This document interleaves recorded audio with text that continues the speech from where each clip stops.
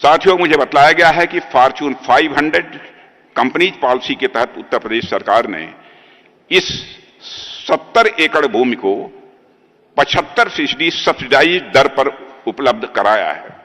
शायद मैं समझता हूं यह देश में कहीं नहीं है। हालांकि अभी यह भूमि भले ही 75% सब्सिडी पर दी गई हो, लेकिन आने वाले समय में मुझे पूरा विश्वास है कि यह निर्णय सरकार के लिए कहीं अधिक फायदेमंद साबित होगा। इस भूमि से भविष्य में सरकार को अनेक प्रकार के इकोनॉमिक बेनिफिट्स यानी आर्थिक लाभ भी प्राप्त होंगे और यह क्षेत्र विकास का एक मजबूत केंद्र बनेगा। मैं योगी जी के बारे में कह सकता हूं, मैं समझता था कि आप राजनीति के ही माहिर हैं, लेकिन मैं तो इस नतीजे पर पहुंच गया कि आप तो अर्थशास्त्र में भी माहिर हैं। कैसे मुनाफा कमाया जा सकता है, इसकी कला आपको अच्छी तरह मालूम है।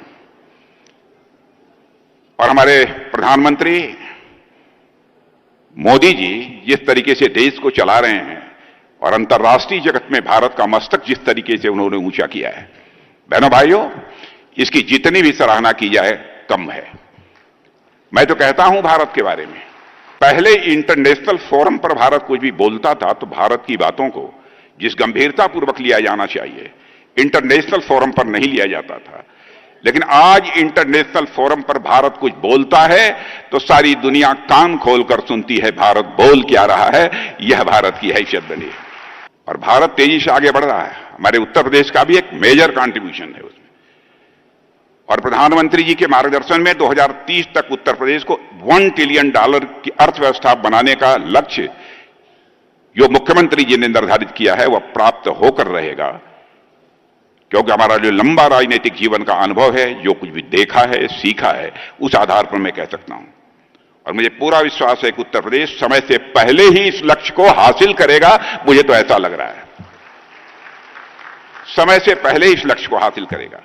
आज जब भारत 2047 तक एक विकसित राष्ट्र के लक्ष्य को हासिल करने के लिए तेजी से आगे बढ़ रहा है, तो उसमें उत्तर प्रदेश का योगदान मैं मानता हूं कि बहुत ही महत्वपूर्ण होने वाला है। साथियों, आप सब जानते हैं एक विकसित भारत का रास्ता विकसित उत्तर प्रदेश से होकर ही जाएगा, ऐसा मैं आज विश्वास के साथ कह सकता हूं। विकसित भारत का रास्ता कहीं से जाएगा तो विकसित उत्तर प्रदेश से होकर ही जाएगा, ऐसा मेरा पक्का विश्वास है।